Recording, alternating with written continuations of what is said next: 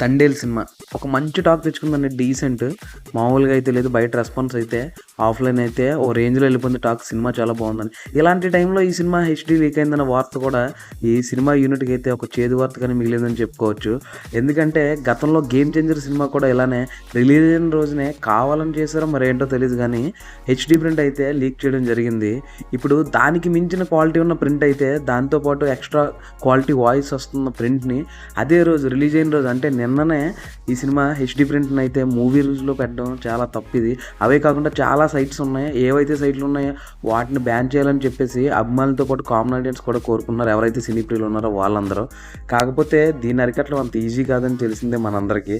ఎప్పటి నుంచో ఈ మూవీ రూల్స్ కానీ లేదా ఈ ఐబొమ్మ కానీ, ఐబొమ్మ అయితే పర్లేదు ఎందుకంటే అంత ఓటీటీ కంటెంట్ ఏదైతే ఉంటుందో అది మాత్రం ఇస్తున్నాడు. కానీ మూవీ రూల్స్ కానీ ఇంకా అప్పట్లో అయితే తమిళంవి, టుడే పీకే ఎటువంటి కొన్ని సైట్స్ ఏవైతే ఉన్నాయో వాటిని అయితే అరికట్టడం చాలా కష్టం.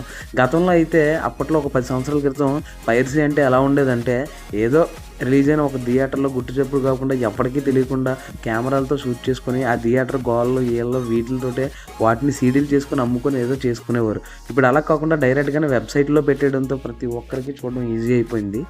అది ఇప్పుడు జరిగేది. నాకు తెలిసి దీనివల్ల అయితే ఇలా అయితే సినీ ఇండస్ట్రీకి చాలా చాలా నష్టం వస్తుంది. ఎందుకంటే రిలీజ్ అయిన రోజే నీకు హెచ్డీ వాయిస్తో ఆ రేంజ్ క్లారిటీతో ప్రింట్ పెట్టడం అంటే చాలా నష్టం అనే చెప్పుకోవచ్చు.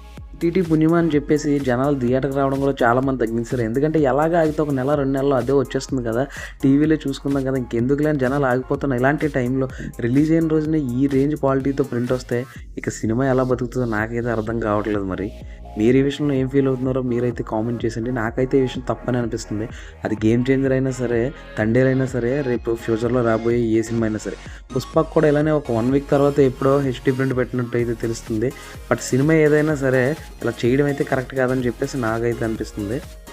మరి ఈ హెచ్డీ ప్రింట్ లీక్ విషయం ప్రొడ్యూసర్స్ వరకు వెళ్ళిందో లేదో, వాళ్ళు ఎలా రియాక్ట్ అవుతారో వెయిట్ చేయాల్సి ఉంది వాళ్ళ రియాక్షన్ కోసం. భవిష్యత్తులో ఇలాంటివి మళ్ళీ జరగకుండా చిత్ర యూనిట్ ఏ విధంగా కేర్ తీసుకుంటారో చూడాలి. మరిన్ని ఇలాంటి ఇంట్రెస్టింగ్ అప్డేట్స్ కోసం, మూవీ రివ్యూస్ కోసం సబ్స్క్రైబ్. Thank you.